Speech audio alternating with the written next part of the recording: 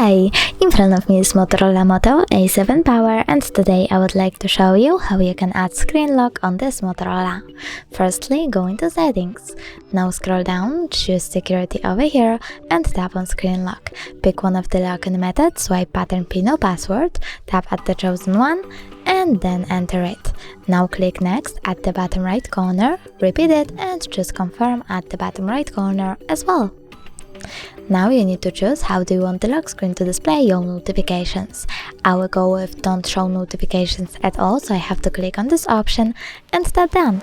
So now when I turn off my screen and turn it back on, I can see that pattern is required.